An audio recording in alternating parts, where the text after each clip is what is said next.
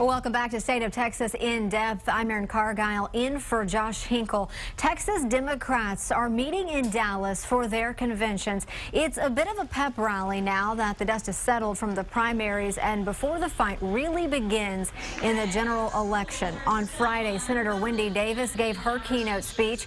She struggled to expand her support in Texas. The latest UT Texas Tribune poll has her trailing Attorney General Greg Abbott by 12 points. And this week, Attorney General Greg Abbott visited the Texas-Mexico border as the state deals with an influx of undocumented immigrants, mainly from Central America. Abbott spoke via satellite with our Shannon Wolfson about the tour, the problem, and the race for governor.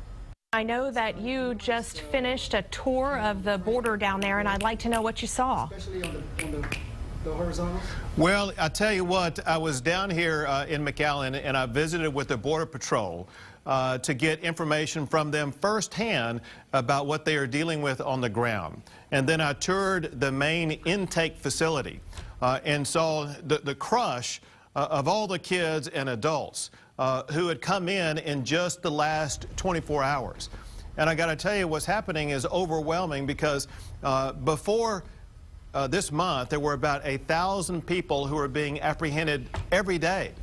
But last night, there were about 1,500 people apprehended. So there's more and more people coming in every single day. But I will tell you that the Border Patrol is operating in a very efficient, effective way. Everyone is jumping through all the hoops they can to try to get this problem fixed. It seems like the only person who's not jumping through the hoops that need to be jumped through is the president. And so our ongoing demand is for the president to step up and help us address this problem in the southern part of Texas.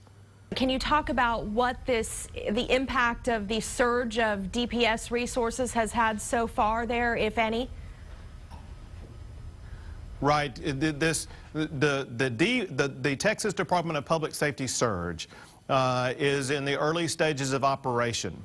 And from being involved with them in their past surges, they proved extremely effective at several things. One is curtailing the cross-border activity. Two is tracking down and arresting the smugglers, the cartel members, the operators who promote this level of activity. We anticipate seeing the exact same thing happens when this new Department of Public Safety surge gets fully into effect and will remain in effect for the remainder of this year.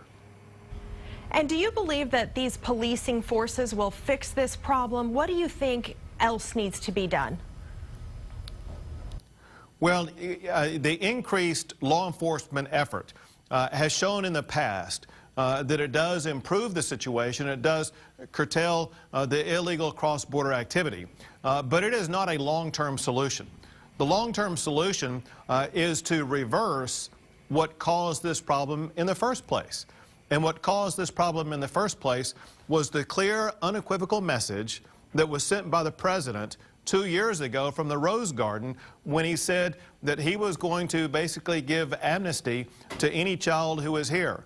And we have reports directly from the people who are coming here from Guatemala, from El Salvador, from Honduras, saying they are coming here because of the impression they have from the President of the United States that they can come here without any kind of legal consequence whatsoever. The rule of law must be enforced. There must be consequences for people who come here illegally. Until that changes from the administration, the problems will continue. You kind of hit on this question already, but I'd like to ask, Representative Nancy Pelosi will visit the border this weekend. What further greater cooperation can there be with the federal government? You know, it is absolutely essential that we have leaders from Washington, D.C. come down here to the Rio Grande border and see firsthand what we're dealing with. Because even though Texas has been raising the flag on this for months and for years, it seems like only now that the problem has turned into this huge humanitarian effort are they paying attention. And so when they come here and see firsthand what we are dealing with and see the consequences that it poses for the entire country, we think that they will begin the process, and they should begin the process, of stepping up and helping Texas address our cross-border issue. I'd like to shift to the election for a moment, if I could. The Democratic Party, of course, meeting in Dallas for their convention. Your campaign has repeatedly talked about ethical reforms with Senator Davis's private work. Can you expand a little bit more your position on that? You know, we're very, very concerned that she was actually on the Senate floor promoting legislation to be passed that wound up in helping her line her own pocket with money. She was voting on ways in which her law firm was going to be able to receive money from taxpayers there in the Fort Worth area. And we think it is irresponsible for legislators to be able to vote on either bond-related issues or other state-based funding issues that they can personally profit off of.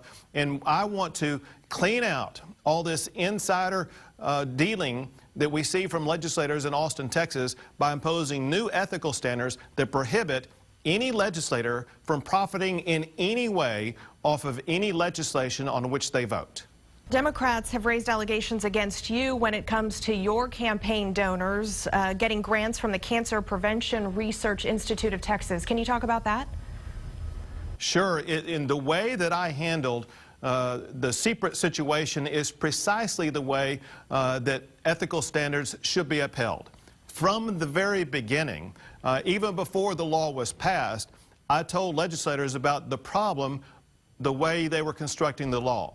From the very beginning, I recused myself from having any involvement with it whatsoever.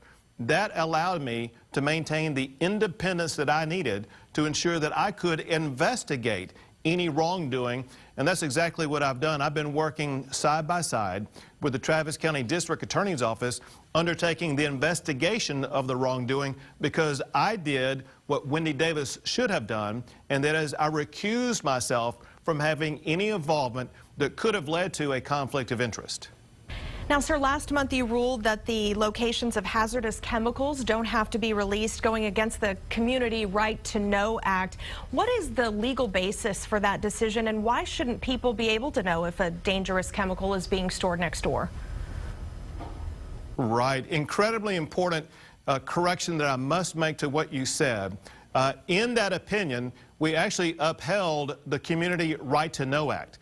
We said that people in the community do have a right to know if there are any dangerous chemicals around them, and they have the right to ask any facility whether or not those dangerous chemicals are there.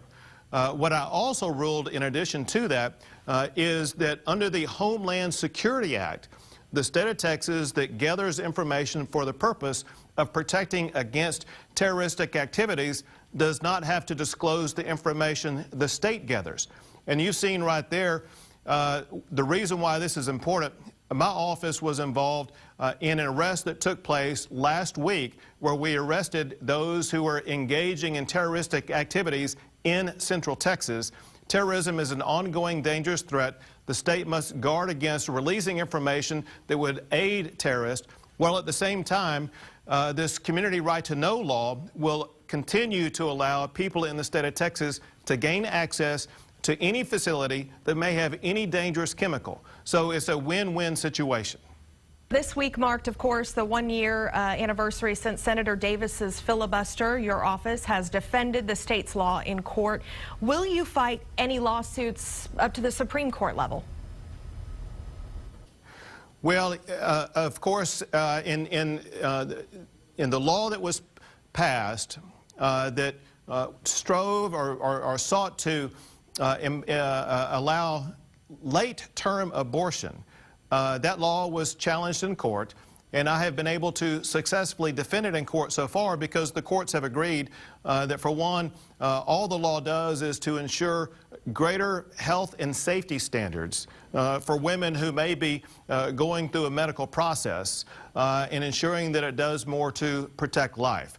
And we have been successful in all of those challenges so far, and if the other side continues to appeal it, we will continue to defend it. Finally, what is your position on the Medicaid expansion? We know Governor Perry's position. I'm curious where you stand on that. Well, the Medicaid expansion was actually part of the Obamacare lawsuit that I filed. And we fought against Congress forcing the states to expand Medicaid against their will. We believe the state of Texas should have its own independent way of charting a course that will provide better access to more health care in the state of Texas by using avenues other than the failed Medicaid system. We've all seen the disaster of Veterans Administration care. We've seen the failure of the Medicaid system. We are asking for block grants from the federal government to allow Texans to run our own health care system, because we know far better how to take care of our fellow Texans than do a bunch of bureaucrats in Washington, D.C. About law. And join us every week for State of Texas in Depth, Sunday mornings in the 8:30 half hour. We'll be right